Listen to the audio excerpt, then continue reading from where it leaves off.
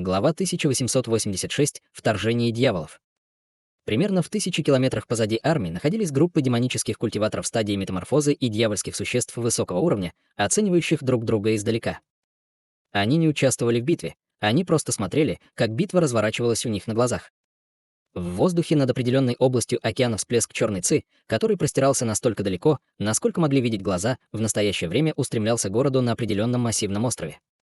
Внутри черной ци было бесчисленное множество дьявольских теней, и казалось, что в ней была огромная армия. Внезапно со дна моря рядом с островом раздался громоподобный рев дракона, сразу после которого завывающие ветры были подхвачены огромными волнами.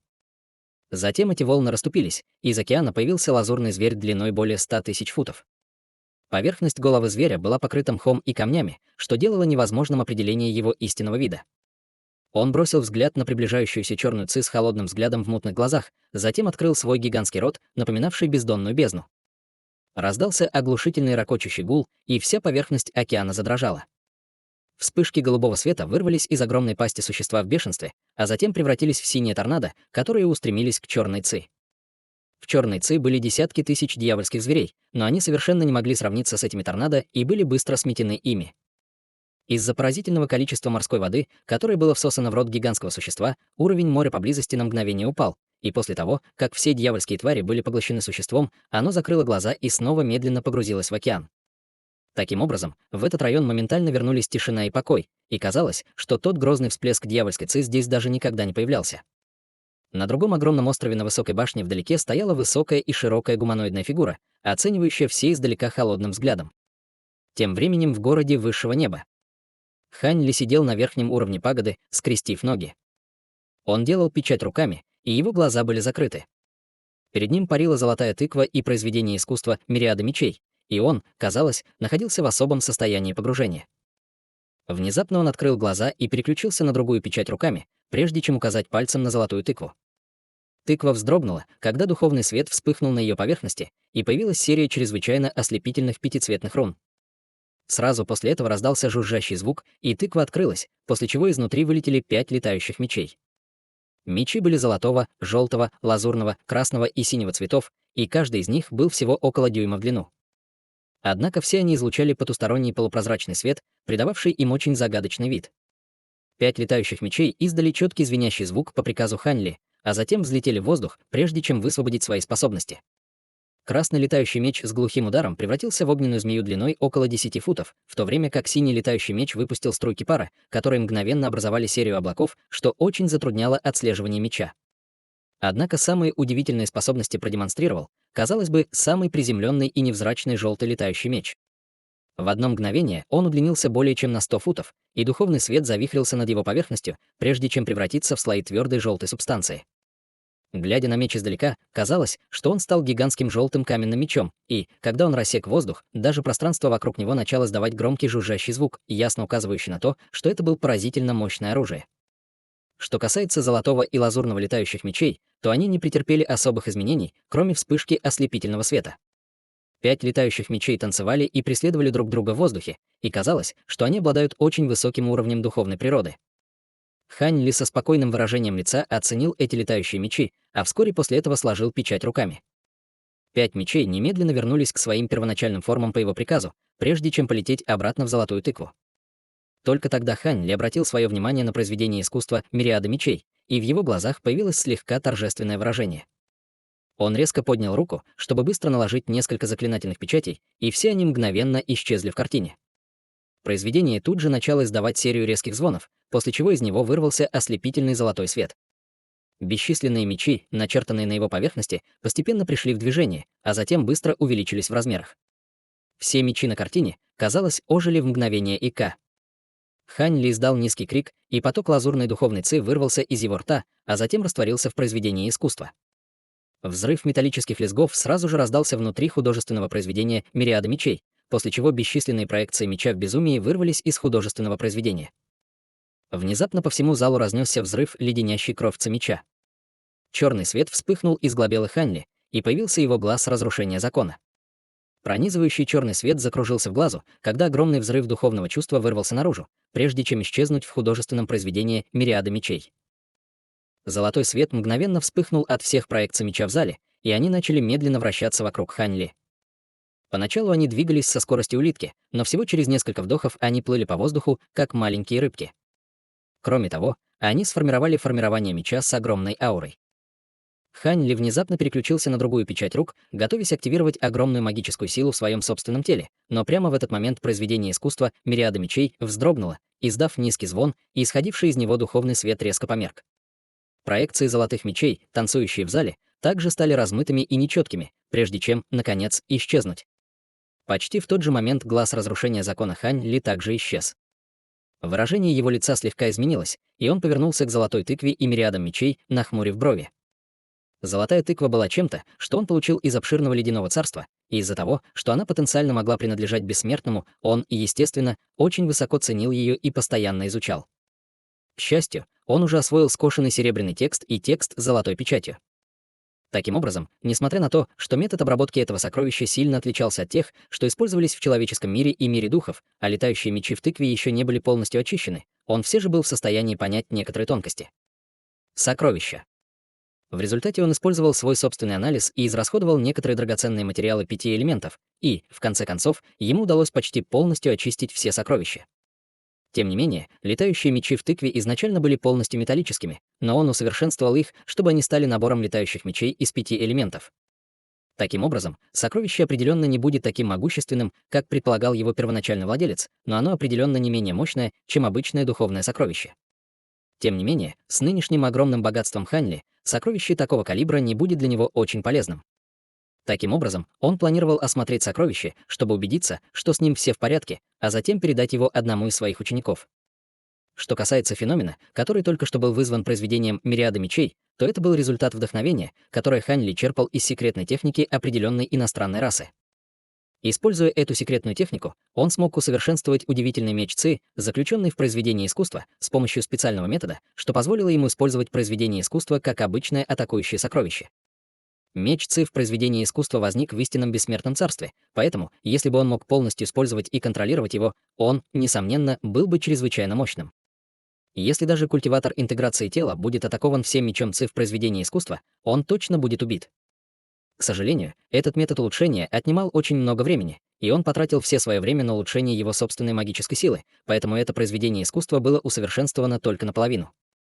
Кроме того, из-за того, что в художественном произведении «Мириады мечей» не было источника или происхождения меча Ци, если бы меч Ци был полностью исчерпан, то произведение искусства было бы полностью разрушено.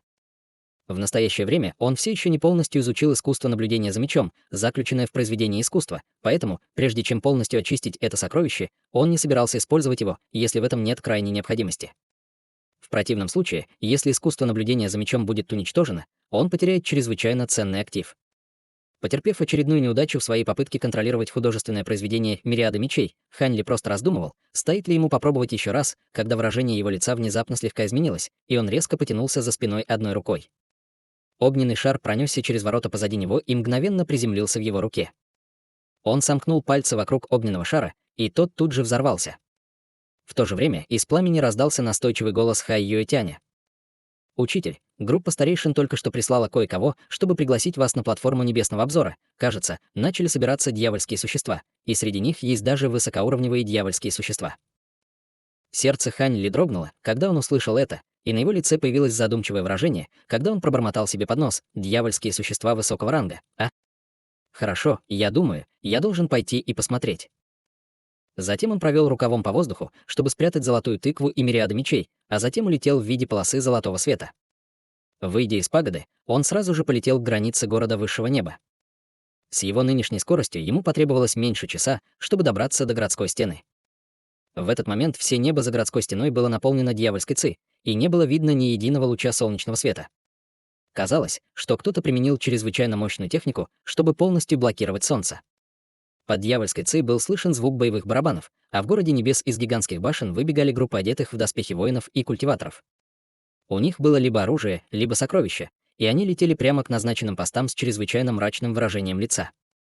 Ряд похожих на алтари платформ также медленно возник из образований на гигантской городской стене, и на этих платформах были огромные объекты, такие как круглые диски или гигантские конусы. Вокруг каждого из объектов стояло 7 или 8 культиваторов в длинных одеждах, а также был гигантский световой барьер над городом, который в настоящее время излучал ослепительный свет. Высоко в воздухе над городом также был сотворен белоснежный нефритовый дворец, напоминающий миниатюрный город, и вокруг него вращались бесчисленные серебряные руны.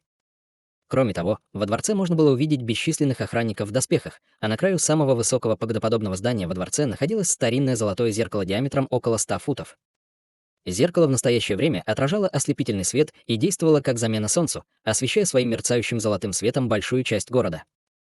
В тот момент, когда золотой свет соприкоснулся с человеческими воинами и культиваторами внизу, они были полностью обновлены и наделены чувством неописуемой отваги, что сделало их намного более уверенными перед лицом своих врагов.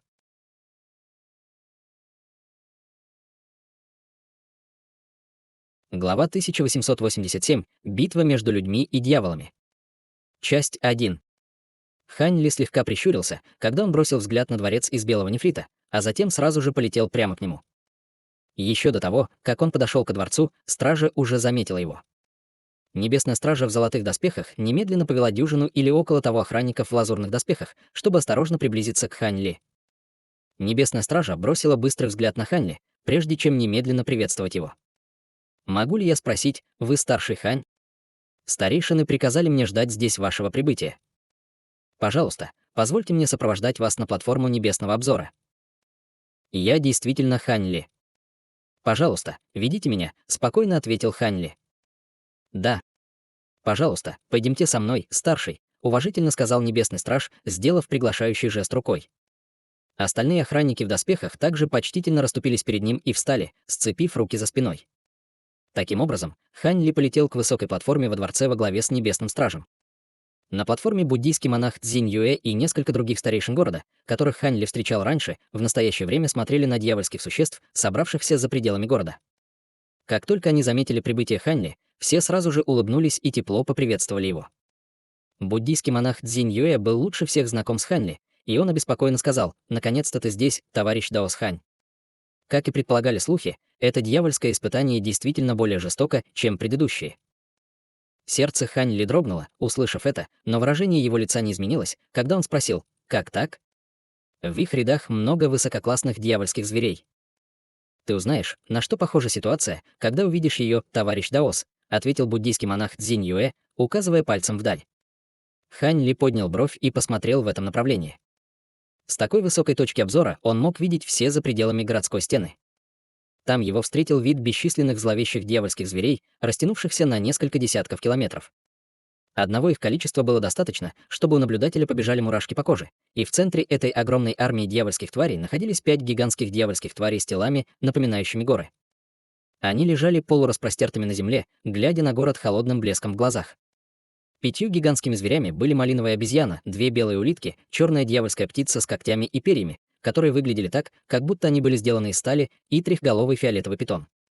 Вокруг всех 5 зверей было широкое поле, и казалось, что даже их собратья-дьявольские звери чрезвычайно боялись их. Однако Хань Ли больше интересовали гуманоидные фигуры, парящие в воздухе над этими гигантскими зверями. Издалека они казались полностью идентичными обычным людям, но из их тел исходило огромное количество дьявольской ци. Все они, казалось, находились на стадии преображения божества или стадии пространственного закаливания, так что они представляли собой довольно грозную силу, с которой нужно считаться. «Что это за люди?» — спросил Хань Ли, недоуменно нахмурив брови. «Если я не ошибаюсь, это, скорее всего, люди-культиваторы, которые поднялись в царство старших дьяволов из различных низших миров. Однако они специализировались на искусствах культивирования дьявольского дао во время своего пребывания в нижних мирах, и они были испорчены дьявольской ци в царстве старших дьяволов за столько лет, что их больше нельзя даже считать людьми», вздохнул старейшина Гоу в белой мантии. До этой дьявольской скорби эти дьявольские люди никогда не появлялись. Кажется, что эта дьявольская скорбь действительно отличается от предыдущих. Может ли быть так, что раса старших дьяволов делает все возможные в решающей попытке победить наш человеческий род, мрачно размышляла фея Серебряного Света. Хань Ли долго оценивал этих дьявольских людей, прежде чем внезапно сказал, нахмурив брови: «С этими людьми действительно будет очень сложно иметь дело, но по сравнению с ними меня больше интересует, где в настоящее время находятся все высококлассные дьявольские существа». Все высокоуровневые дьявольские существа спрятались в дьявольской ци. Некоторые из них появились не так давно, но с тех пор все они отступили обратно в дьявольскую ци. «Похоже, они готовятся отдохнуть, прежде чем они атакуют наш город», ответил буддийский монах Цзинь Юэ. «Были ли замечены священные предки?» — мрачно спросил Хань Ли. Буддийский монах Цзинь Юэ на мгновение заколебался, прежде чем предложить свой анализ. Мы пока не видели никаких священных предков, но среди высокоуровневых дьявольских существ, появившихся ранее, было несколько существ в стадии интеграции тела. Однако, судя по размеру этой армии, есть очень хороший шанс, что священные предки будут скрываться в дьявольской ци. Просто царство старших дьяволов только начинает разрушать наш мир духов, и они сталкиваются с огромным сопротивлением со стороны силы нашего царства. Следовательно, священные предки все еще не могут спуститься в наш мир духов, и даже если они появятся, они будут всего лишь клонами. Если это только клоны, то наш город должен держать их в страхе. Выражение лица Хань Ли немного смягчилось, когда он услышал это. Я, конечно, надеюсь на это. То, что мы можем видеть сейчас, это лишь малая часть сил расы старших дьяволов. Эти низкосортные дьявольские звери были отправлены в качестве пушечного мяса. По-настоящему элитные дьявольские существа еще не появились, старейшина Гау пережил последнее дьявольское испытание, поэтому он хорошо знал, насколько устрашающей была раса старших дьяволов. Все, что мы можем сделать в данный момент, это реагировать и адаптироваться к ситуации по мере ее развития. Наш город высшего неба — самая могущественная сила в человеческой расе. Если даже мы не сможем противостоять нападению расы старших дьяволов, то все остальные города тоже обречены на падение. Кроме того, согласно сообщениям, которые мы получили ранее, город Суверена Духов является главной целью расы старших дьяволов, и появившаяся там дьявольская армия в несколько раз превосходит эту, озабоченно сказала фея Серебряного Света. Действительно, товарищ Даос. Это дьявольское испытание может быть гораздо более страшным, чем предыдущие, но пока мы объединяем все наши силы, есть очень хороший шанс, что мы сможем преодолеть его. Отбросив все остальное, просто ограничительных формирований и крепостей, которые мы установили за пределами городской стены, будет достаточно, чтобы убить большинство этих дьявольских зверей, с оптимистичной улыбкой сказал буддийский монах Цзинь Юэ. Это правда.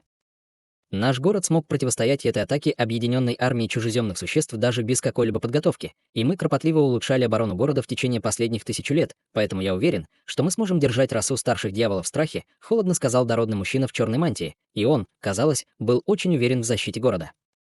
Хань Ли просто слушал их разговор с улыбкой, но он постоянно осматривал дьявольскую ци на расстоянии, и в его глазах вспыхивал синий свет. Эта дьявольская ци явно не была обычной дьявольской ци. Даже своими призрачными глазами Хань Ли мог видеть только примерно на 500 метров вглубь. Все, что он мог разглядеть, это то, что казалось серией ковчегов, летающих экипажей и нескольких воинов в доспехах.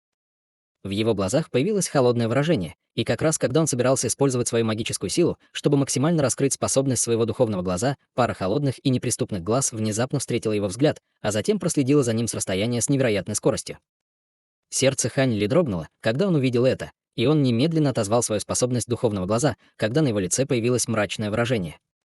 В то же время из гигантской запряженной зверем кареты глубоко внутри дьявольской ци раздался слабый возглас удивления. Сразу же после этого малиновый свет также исчез из глаз худощавого пожилого мужчины в зеленой мантии с головой полной желтых волос. «Что такое? Ты увидел что-нибудь интересное своими божественными глазами?» — спросил мужчина в пурпурных доспехах с черными веснушками на лице. «Нет, просто кажется, что есть высококлассный человек-культиватор с мощным зрением, и я только что напугал его и заставил отступить», — ответил пожилой мужчина. «А если у людей также есть кто-то с мощными способностями к зрению, то разве они не смогут увидеть здесь всю нашу установку?» Встревоженно спросил человек в пурпурных доспехах. «Не волнуйся, господин Ши, я уже установил глубокое ограничение в этой дьявольской ци, используя хаотический дьявольский флаг, который был дарован мне нашими священными предками, так что человек не сможет ничего увидеть, какой бы сильной его способность к зрению ни была. Однако люди также установили мощные ограничения сокрытия со своей стороны, поэтому я также не могу видеть, какую защиту они установили в городе», сказал пожилой мужчина в зеленой мантии, покачав головой. «Это не важно, мы просто должны убедиться, что они не увидят, что мы задумали. В конце концов, мы здесь только для того, чтобы провести разведку в этом городе, и, похоже, нам повезло, ограбив весь этот город, мы будем пожинать бесчисленные награды», сказал мужчина в пурпурных доспехах, когда в его глазах появилось возбужденное выражение. «Хе-хе, не стоит недооценивать этот город, господин Ши. По словам смертных, которых мы захватили ранее, в этом городе собрана элита рас людей и демонов. Даже если мы сможем завоевать его, нам определенно придется заплатить за это высокую цену», предупредил мужчина в зеленом. «Это священная жертва, поэтому терпеть тяжелые потери — это нормально. В любом случае, у наших священных предков будут планы по завоеванию этого города, нам просто нужно действовать в соответствии с их приказами. Пришло время, так что давайте атаковать. Маловероятно, что мы сможем захватить этот город с первой атаки, но мы должны, по крайней мере, разведать большую часть обороны города», сказал человек в пурпурных доспехах, небрежно взмахнув рукой. «В таком случае начнем», — кивнул пожилой мужчина. Увидев, что пожилой мужчина в зеленой мантии не возражает, в глазах мужчины в пурпурных доспехах сразу же появилось возбужденное выражение. Он зловеще усмехнулся, прежде чем резко щелкнуть рукой, чтобы получить стопку маленьких черных флажков.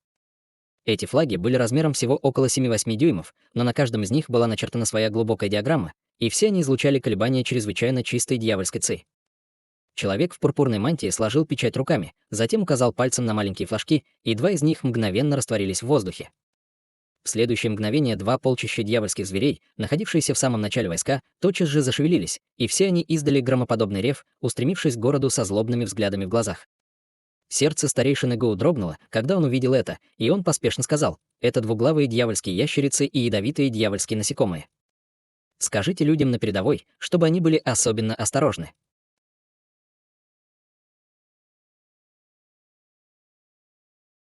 Глава 1888. Битва между людьми и дьяволами. Часть 2.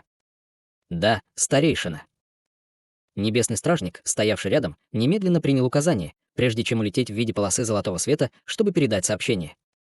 Двухголовые дьявольские ящерицы. Это дьявольские звери, способные использовать атрибуты огня и ветра. Если я правильно помню, разве они не входят в десятку лучших видов дьявольских зверей царства старших дьяволов? Спросил буддийский монах Цзинь Юэ. Правильно.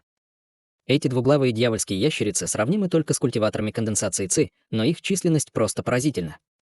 Судя по всему, в царстве старших дьяволов их десятки миллионов. Они никак не смогут выпустить их всех в наш мир духов, но даже с небольшой частью их общей популяции будет очень проблематично иметь дело. Ядовитая жидкость, которую они выпускают, очень опасна для культиваторов низкого уровня. Она также может разрушить городские стены, мрачно ответил старейшина Гоу. Не нужно слишком беспокоиться, брат Гоу. Я уверен, что люди там внизу знают, как обращаться с этими дьявольскими зверями, спокойно заверил буддийский монах Цзинь Юэ. Я очень на это надеюсь. Старейшина Гоу вздохнул, прежде чем снова бросить взгляд на поле битвы вдалеке. Вокруг города были возведены тысячи массивных крепостей, и каждая из них была более 1000 футов в высоту. В ней проживало более 100 человек-культиваторов. Между каждой крепостью можно было увидеть слабые колебания ограничений, что указывало на то, что их явно будет нелегко обойти, и если эта защита не будет полностью уничтожена, раса старших дьяволов не сможет даже напрямую атаковать городскую стену. Вот почему раса старших дьяволов привела так много низкосортных дьявольских тварей, которые использовались в качестве пушечного мяса. После стольких вторжений в человеческую расу в прошлом они разработали множество эффективных планов борьбы с гигантскими городами, возведенными людьми. Всего двух видов дьявольских зверей было 40 тысяч, и более 2/3 из них составляли эти двухголовые ящерицы. Что касается ядовитых дьявольских насекомых, то они напоминали гигантских зеленых шелковичных червей и были в 2 раза больше двухголовых ящериц, но уж точно не медленнее. За этими двумя типами зверей появилось более 100 высококлассных дьявольских существ в черных доспехах, и они неторопливо следовали за зверями, как будто наблюдая за ними в бою. В мгновение эко десятки тысяч зверей оказались менее чем в 10 километрах от человеческих крепостей. Внезапно среди дьявольских зверей раздался громовой рев, и двуглавые дьявольские ящерицы немедленно ускорились до тотального бега, а их глаза стали ярко-красными. Между тем, лазурный свет вспыхнул со спины ядовитых дьявольских насекомых, и на каждой из их спин появилась пара прозрачных крыльев.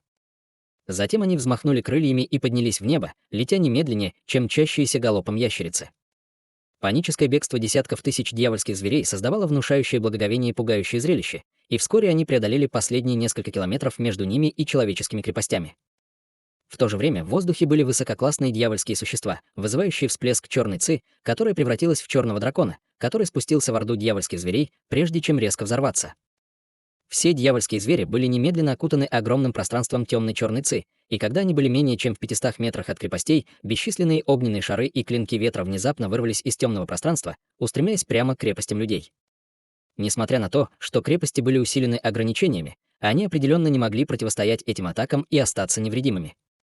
Многие из людей-культиваторов в крепостях были очень встревожены, увидев это, но прямо в этот момент из белого нефритового дворца над городом внезапно заиграла небесная музыка.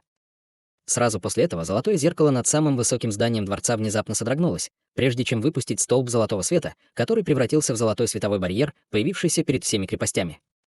Бесчисленные встречные огненные шары и клинки ветра ударяли в слой золотого света, как проливной ливень, прежде чем взорваться в быстрой последовательности, и бесчисленные белые и красные шары света вспыхнули по всему световому барьеру. Силы ветра и огня объединились с разрушительным эффектом, заставив источник ци близлежащего мира сильно задрожать, и казалось, что небо и земля вот-вот рухнут. Существа высокого уровня как из человеческой, так и из дьявольской рас смотрели на них с мрачными выражениями, и как только весь красный и белый свет исчез, снова появился золотой световой барьер.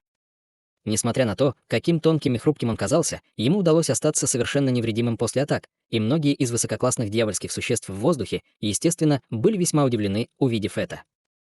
Что касается культиваторов города, то они совсем не были удивлены таким исходом. Фея Серебряного Света повернулась к старейшине Гау и усмехнулась. «Брат Гау, твое заветное зеркало восхода становится все более и более могущественным, хотя оно могло высвободить такую силу, только опираясь на огромную духовную силу в Божественном Заветном Дворце, все же очень примечательно, что всего один световой барьер, созданный зеркалом, смог сдержать все эти атаки. Похоже, все твои усилия по его усовершенствованию в течение прошлого тысячелетия не пропали даром. Это мое зеркало — довольно высокоранговое сокровище Божественного Духа в свитке мириадов хаотических духов, поэтому, даже если я не приложил бы много усилий к работе над ним, оно все равно сможет выдержать этот уровень атак и с легкостью. Мне интересно посмотреть, как раса старших дьяволов планирует прорваться через защиту этого зеркала, сказал старейшина Гоу со слабой улыбкой. Выражение лица Хань Ли слегка изменилось, когда он услышал это, и он не мог не взглянуть на гигантское зеркало позади себя. В этот момент зеркало все еще излучало толстый столб золотого света, который был связан с золотым световым барьером, созданным им на расстоянии. Пока Хань Ли оценивал зеркало, все люди-культиваторы в крепостях смотрели на море дьявольской ци впереди. На таком расстоянии они уже могли видеть зловещие очертания всех приближающихся дьявольских тварей, и это было довольно мучительное зрелище. Именно в этот момент холодный мужской голос вдруг раздался во всех крепостях людей. «В атаку!» Услышав это, все люди-культиваторы рефлекторно сложили печать руками, а затем вытащили все сокровища, которые они подготовили заранее. Внезапно из нескольких десятков крепостей, ближайших к орде дьявольских зверей, были призваны разом тысячи сокровищ. Затем эти сокровища обрушились на приближающихся дьявольских зверей, словно шквал падающих звезд. Снова раздался громоподобный дьявольский рев, когда еще одна волна огненных шаров и клинков ветра вырвалась вперед в бешенстве, сформировав огромную волну ветра и огня, которая удерживала все падающие сокровища в страхе. Эти дьявольские звери явно были обучены высококлассными дьявольскими существами, которые надзирали за ними. Конечно, культиваторы в крепостях не собирались сдаваться. Все они немедленно наложили печать руками и запели заклинания, прежде чем лихорадочно указать на свои сокровища. Силы тысяч сокровищ объединились, чтобы сформировать обширное пространство ослепительного света, которое обрушилось с разрушительной силой, сумев отбросить огромную волну ветра и огня.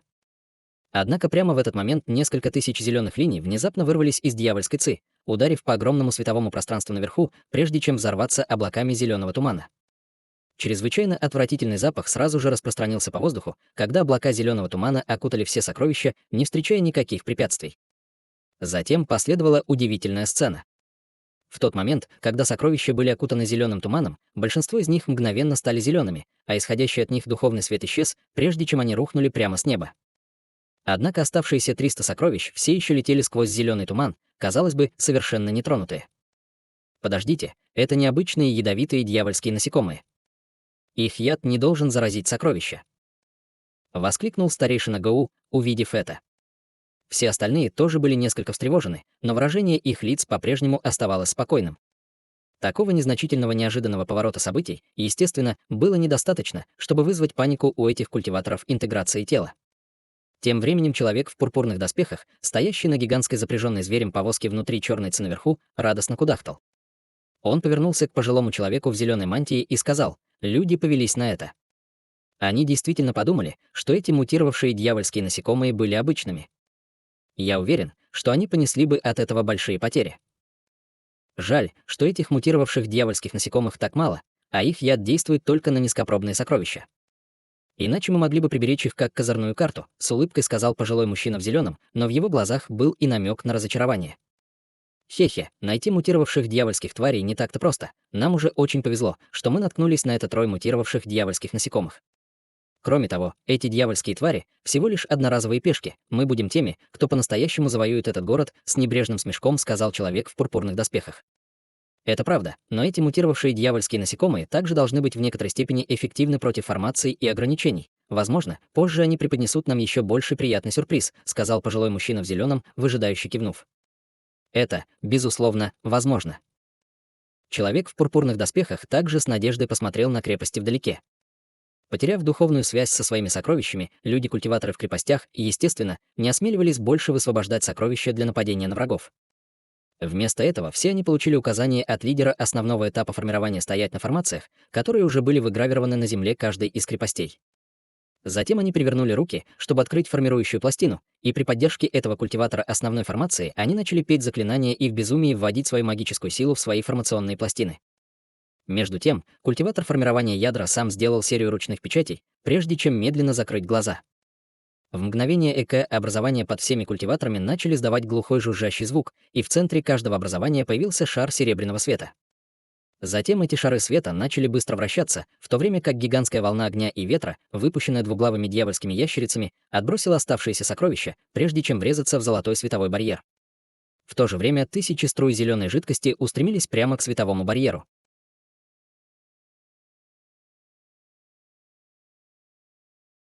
Глава 1889. Битва между людьми и дьяволами. Часть 3. Золотой световой барьер мог оставаться сильным и непоколебимым перед лицом взрывов, но они начали хаотично вспыхивать в ответ на коррозию зеленых облаков тумана. Процесс был очень медленным, но мощность светового барьера определенно уменьшалась с постоянной скоростью. Однако именно в этот момент формации внутри крепостей наконец полностью активизировались, и все серебряные шары света мгновенно исчезли из центра формаций. В следующее мгновение в воздухе в нескольких сотнях футов над крепостями вспыхнули пространственные колебания, и серебряные шары света появились перед тем, как выпустить разряды серебряных молний, которые переплелись, образуя массивную сеть молний, спускавшуюся сверху. И огненные шары, и клинки ветра, и зеленый ядовитый туман — все было мгновенно предано забвению при контакте с сетью молний, которая затем превратилась в бесчисленных серебряных змей, спускавшихся в дьявольскую ци. Раздался громоподобный грохот, когда дьявольская ци и серебряная молния переплелись, прежде чем яростно взорваться. Два вида дьявольских тварей внизу отчаянно пытались уклониться от этих разрядов серебряных молний, но многие из них все же мгновенно обратились в пепел. Вдобавок ко всему, было столько же дьявольских тварей, которые были убиты или ранены ударными волнами от взрывов серебряных молний, чем тех, кто действительно был поражен молнией, и бесчисленное количество дьявольских тварей было повержено среди череды мучительных воплей. Между тем, оставшиеся дьявольские звери все еще обрушивали одну волну атак за другой с целеустремленной свирепостью, но они не смогли за короткое время разрушить барьер золотого света. Чтобы еще больше усугубить их беды, серебряные молнии, выпущенные шарами серебряного света, становились все более и более мощными, и почти половина этой первоначальной волны дьявольских зверей была убита в мгновение ока. Увидев это, на лице человека в пурпурных доспехах появилось яростное выражение, и он тут же махнул рукой в воздухе. Два маленьких флажка, зависших перед ним, мгновенно попали в его руки, и он злобно потер их между руками, превратив их в два столба дыма.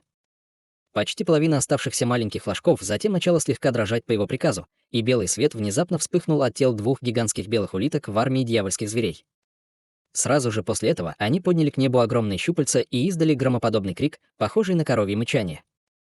Два столба белого света вырвались из их ртов, а затем с разрушительной силой врезались в золотой световой барьер. Решительный световой барьер мгновенно начал яростно колыхаться, и в следующее мгновение он содрогнулся, прежде чем был полностью пронзен столпами света. Дюжина или около того крепостей за световым барьером, а также люди-культиваторы внутри них в мгновение ока были обращены в пыль столбами света. Не только это, но и смятение сразу же пронеслось по огромной дьявольской армии на расстоянии, и все они издали кровожадный рев, бросаясь к городу. В то же время духовный свет вспыхнул от тел дьявольских существ в воздухе наверху, и они также начали продвигаться, выпуская шары черного света или облака дьявольской ци, создавая очень пугающее зрелище. Громкий барабанный бой раздался из дьявольской ци еще выше в воздухе, и вылетело более 100 блестящих черных летающих экипажей. На каждом из них стояло несколько дьявольских существ высокого класса в доспехах, и все они вооружены длинными алебардами со злобными выражениями на лицах. Внезапно раздался резкий пронзительный крик, и позади этих летающих экипажей появился еще один гигантский летающий экипаж высотой более 1000 футов. Гигантскую повозку везли два массивных пурпурных зверя, очень похожих на носорогов, но у каждого из которых был мерцающий золотой рог. На гигантской карете стояли сотни охранников в доспехах, а в самом ее центре стояло дьявольское существо в пурпурных доспехах и пожилой мужчина в зеленой мантии, оба с холодным выражением лица.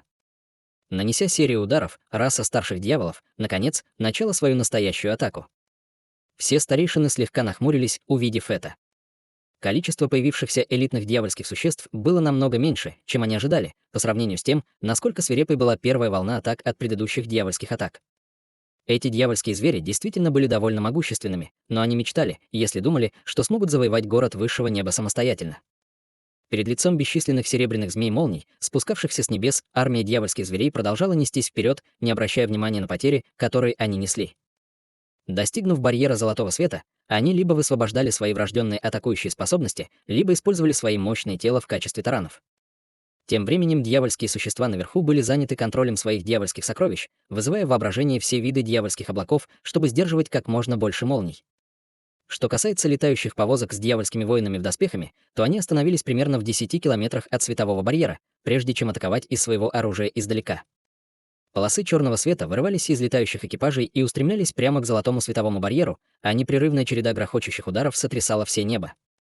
Хань Ли слабо вздохнул, прежде чем повернуться к буддийскому монаху Цзинь Юэ и остальным, слегка нахмурив брови. Соратники Даосы, похоже, что это всего лишь удар расы старших дьяволов, чтобы проверить защиту нашего города, так что я собираюсь пока вернуться. Я в критической фазе в процессе создания одного из моих сокровищ, и как только я закончу процесс, оно должно очень помочь в защите от расы старших дьяволов. Действительно, эта первая волна атак совсем не так страшна, как мы ожидали. Кажется, мы слишком остро отреагировали из-за прошлых историй, которые мы слышали. Если у вас есть что-то важное, на что вам нужно обратить внимание, тогда вперед, товарищ Даос Хань. Похоже, раса старших дьяволов готовится к длительной битве, поэтому культиваторам интеграции тела, таким как мы, скорее всего, не нужно будет ничего делать в ближайшем будущем, вздохнул буддийский монах Цзинь Юэ, кивнув в ответ. Если бы раса старших дьяволов атаковала наш город всем, что у них было с самого начала, то я чувствовал бы себя менее беспокойным. Мы должны быть начеку в этой текущей ситуации. Мы самые могущественные существа в городе, но у всех нас есть дела, которыми мы также должны заняться, поэтому мы не можем просто стоять здесь. Как насчет того, что если раса старших дьяволов не начнет полномасштабную атаку, мы будем охранять это место вдвоем? Товарищ Даос Хань, вы не входите в группу старейшин и не очень хорошо знакомы с защитой, которую мы установили в городе, поэтому вам не нужно участвовать в этой ротации. Однако, если город попадет в действительно опасную ситуацию, то я надеюсь, что вы окажете нам свою помощь, многозначительно сказал старейшина Гоу. Отличная идея, брат Гоу. Я тоже не возражаю против этого. Все кивнули в знак согласия с этим предложением, включая Хань Ли. Таким образом, Хань Ли обхватил кулак ладонью в прощальном приветствии, прежде чем улететь в виде полосы лазурного света. Вскоре после этого ушли и все остальные, оставив только дородного мужчину в черной мантии и старейшину Гоу дежурить на страже. «Брат Гоу, неужели мы собираемся просто стоять и смотреть вот так? Разве это не слишком пассивно? Требуется огромное количество духовных камней, чтобы поддержать заветное зеркало восхода солнца перед лицом таких яростных атак», сказал холодным голосом мужчина в черном. Не волнуйся, товарищ Даос Баа, видя, как эти дьявольские существа бросают в нас этих дьявольских зверей в качестве пушечного мяса, чтобы проверить нашу защиту, я, конечно, не могу их разочаровать. Мы используем формацию сущности огня 7 звезд и преподадим им урок, ответил старейшина Гоу, и в его глазах мелькнуло холодное выражение. Человек в черной мантии был ошеломлен этим и нерешительно спросил: формирование сущности пламени 7 звезд? Это один из козырей города, действительно ли хорошая идея раскрыть его так рано? Все в порядке, я активирую только 10% силы формации. При этом мы сможем преподать урок этим дьявольским существам, но по-прежнему будем держать в секрете истинную силу формации. Возможно, это вовлечет высокоуровневых дьявольских существ в ложное чувство безопасности и принесет нам пользу позже, уверенно сказал старейшина Гоу. Обдумав эту идею мгновение, человек в черной мантии также решил, что это разумный план, поэтому кивнул в знак согласия. В этом есть смысл. Тогда мы сделаем, как ты говоришь, брат Гоу. Таким образом, достигнув консенсуса, они сразу же издали приказ без каких-либо задержек. В подземной секретной комнате под гигантской багровой башней в городе было 7 пожилых мужчин в малиновых одеждах, сидящих вокруг золотого образования с закрытыми глазами. Судя по духовной ци огненного атрибута, исходящей от их тел, все 7 из них были культиваторами огненного атрибута, и духовное давление, которое они выпускали, предполагало, что все они находились на стадии пространственного закаливания. Звук колокола внезапно раздался из тела того, кто оказался самым старшим членом группы, и он сразу же открыл глаза, обнажив пару малиновых зрачков, в которых, казалось, бушевал огонь. Он перевернул руку, чтобы извлечь белый диск, затем быстро взглянул на него, прежде чем проинструктировать: активируйте формацию, но высвободите только 10% ее силы. Остальные 6 пожилых мужчин тут же открыли глаза и хором ответили «да». Все 7 сложили печать руками, когда из их тел вырвался яркий малиновый свет. Затем каждый из них положил руку себе на затылок, и в быстрой последовательности появилось 7 малиновых зарождающихся душ. 7 зарождающихся душ имели черты лица, идентичные 7 мужчинам, и каждая из них держала мерцающее красное сокровище, кольцо, флаг, меч, саблю, пагоду, значок и бусину.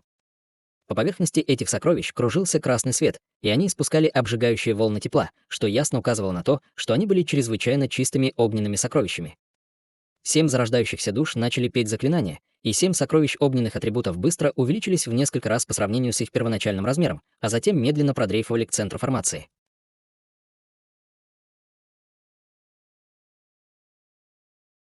Глава 1890. Битва между людьми и дьяволами. Часть 4.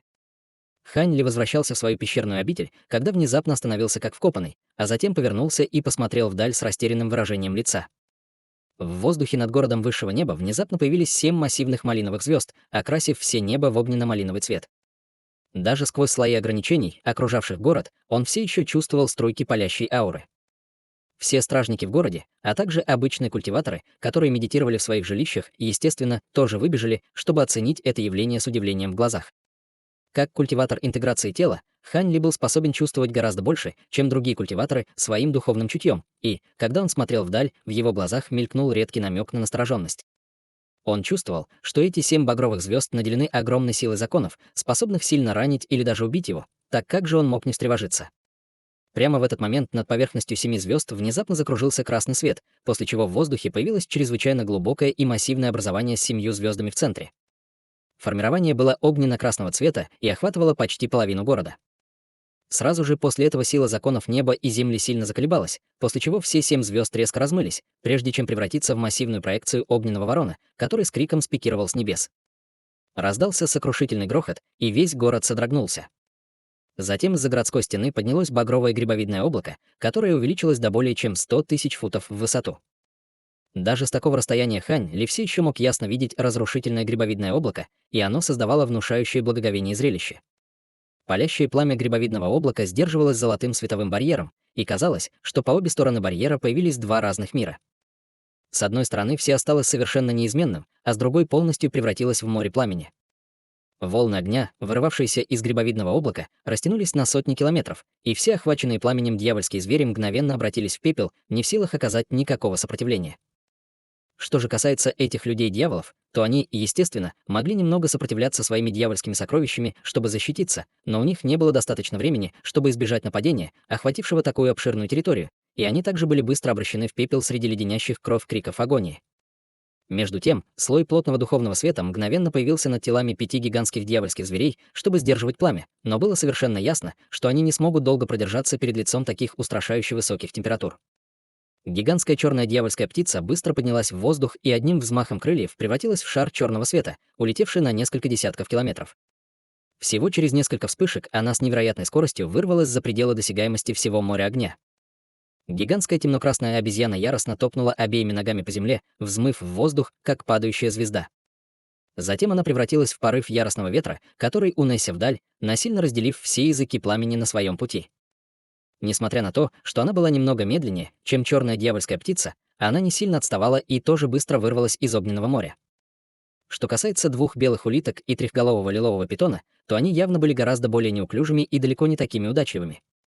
Несмотря на то, что они также двигались так быстро, как только могли, им удалось преодолеть лишь несколько сотен километров земли, прежде чем защитный духовный свет вокруг их тел погас, и они также были охвачены пламенем среди громоподобных воплей страданий. Вскоре после падения этих 3 гигантских дьявольских зверей 2 полосы света, одна пурпурная и одна зеленая, вырвались из огненного моря, затем продолжили улетать без какой-либо паузы и остановились только после того, как пролетели почти 10 тысяч километров. Это были никто иные, как мужчина в пурпурных доспехах и пожилой мужчина в зеленой мантии. Как пара дьявольских существ на стадии интеграции тела, они смогли сбежать, сохранив свои жизни, несмотря на это ужасное нападение. Однако, судя по их обугленной одежде и опаленным волосам, было совершенно ясно, что и для них это было очень непросто. Они повернулись назад и с выражением грозовой ярости устремили свои взоры на море пламени. Человек в пурпурных доспехах сплюнул сквозь зубы. «Я не думал, что люди будут использовать такую атаку против нас. Они действительно высокого мнения о нас». Действительно, это было довольно неожиданно. Люди обычно не использовали бы этот тип козырей против простых дьявольских тварей. Потребовалось бы огромное количество духовной силы, чтобы развязать такую атаку. Действительно ли они собрали так много духовных камней, или лидер человеческих культиваторов в этом городе просто сумасшедший? Пробормотал пожилой мужчина в зеленом, нахмурив брови. Кого волнует, сошел ли с ума лидер человеческих культиваторов или нет? Дело в том, что все дьявольские твари, которых мы привезли с собой, погибли здесь, за исключением тех двух гигантских. Мы определенно будем наказаны за это, покорно вздохнул человек в пурпурных доспехах. Возможно, это не обязательно так. Миссия, которую поставили перед нами, состоит в том, чтобы проверить оборону этого города и попытаться спровоцировать максимально мощные атаки. Мы вынудили их использовать такую мощную атаку, а значит, выполнили нашу миссию с честью. Таким образом, я уверен, что даже если нас накажут, это будет не очень суровое наказание, спокойно возразил пожилой мужчина в зеленой мантии. Я, конечно, на это надеюсь. Слава богу, мы не взяли с собой элитных солдат нашей расы. В противном случае наши потери были бы гораздо более серьезными, сказал человек в пурпурных доспехах с кривой улыбкой. Нет необходимости впадать в такое уныние, лорд Ши. Наша армия была уничтожена только потому, что мы совершенно не знали, какие оборонительные меры подготовили люди. Когда мы вернемся, мы определенно не попадемся на ту же уловку снова, утешил пожилой мужчина в зеленом. Действительно, если мне представится еще одна возможность, я обязательно отомщу. Я очень давно не был доведен до такого плачевного состояния. А пока давайте вернемся и сообщим о наших находках. Человек в пурпурных доспехах бросил последний обиженный взгляд на город высшего неба, прежде чем улететь, не дожидаясь ответа от пожилого человека. Пожилой мужчина в зеленой мантии также бросил ледяной взгляд на город, прежде чем холодно усмехнуться и тоже улететь. Что касается двух гигантских дьявольских зверей, которым также удалось сбежать, то они были чрезвычайно встревожены своим опытом и продолжали улетать в слепой панике даже после того, как вынырнули из огненного моря. В мгновение эка в этот район вернулись тишина и покой. Однако никто не заметил, что на горе в нескольких сотнях километров высоко в воздухе парил полупрозрачный хрустальный шар, непрерывно вспыхивая слабым духовным светом. В то же время в одной из гигантских пирамид в дьявольском городе за бесчисленные километры находилось более 20 высокоуровневых дьявольских существ, сидящих в два ряда по обе стороны зала. В конце зала стояло чернильно-черное кресло, на котором сидел мужчина средних лет в малиновой мантии. У мужчины была очень грациозная и красивая внешность, и он ничем не отличался от нормального человека. В центре зала находился хрустальный шар размером с голову, который парил в воздухе, и он был очень похож по размеру и внешнему виду на тот, что находился возле города высшего неба. Внутри хрустального шара были изображения моря пламени, бушующего перед городом. Все внимание было приковано к сценам, разворачивающимся внутри хрустального шара, и человек в малиновой мантии оставался совершенно бесстрастным, так что было невозможно сказать, о чем он думал, но у всех других высокоуровневых дьявольских существ были разные выражения. Священный предок, лорд Ши и товарищ Даос Люй действительно бесполезны, а они потеряли все свои войска из-за простого ограничения. «Мы должны строго наказать их, когда они вернутся», внезапно сказал холодным голосом красивый мужчина с коротким искривленным рогом на голове. «Ты слишком суров, брат Бань». Товарищ Даос Ши и товарищ Даос Люй не допустили ни одной ошибки, даже если бы мы лично возглавили эту армию, результат все равно был бы таким же. Никто не мог бы предвидели, что люди отомстят таким яростным образом. В любом случае, нам удалось подтолкнуть людей к раскрытию одной из их козырных карт, и всего лишь ценой нескольких низкосортных дьявольских зверей. Если вы спросите меня, они должны вместо этого, они будут вознаграждены за свои усилия, возразил дьявольский человек с почти прозрачным лицом. Боюсь, я не могу с вами согласиться, лорд Сюань. Хотя эти низкосортные дьявольские звери не более чем пушечное мясо, потеря стольких сразу, это все еще довольно тяжелый удар для нас. Вдобавок ко всему, 3 редких гигантских дьявольских зверя также погибли вместе с ними, и они не послужили никакой цели до того, как были убиты, сказал с оттенком холодной насмешки в его глазах человек с коротким рогом. Вы хотите сказать, что могли бы добиться большего, брат Бань? Мы все знаем, что вы и товарищ Даос Ши заклятые враги. Кто знает, может, вы предлагаете им наказание ради личной выгоды? Дьявольский человек с прозрачным лицом холодно усмехнулся в ответ. Было совершенно ясно, что они не в ладах друг с другом, и все остальные высокоранговые дьявольские существа по-разному реагировали на их пламенный обмен. Некоторые оставались бесстрастными и просто игнорировали их аргументы, некоторые вздыхали, нахмурив брови, а некоторые смотрели с заинтригованными улыбками на лицах. Конечно, к дебатам присоединились и другие высококлассные дьявольские существа, и зал быстро погрузился в хаос. «Хватит!» — бесстрастно завопил мужчина в малиновой мантии на черном стуле. Все спорящие голоса в зале немедленно стихли, а дьявольские существа, участвовавшие в споре, немедленно поклонились мужчине в малиновой мантии, прежде чем замолчать. «Я лично позабочусь об этих двоих, когда они вернутся. Я собрал всех вас здесь, чтобы оценить оборону этого города высшего неба и разработать стратегию по скорейшему завоеванию города. Все другие армии сейчас уже мобилизованы, и я не хочу отставать от других», — холодно сказал человек в малиновой мантии.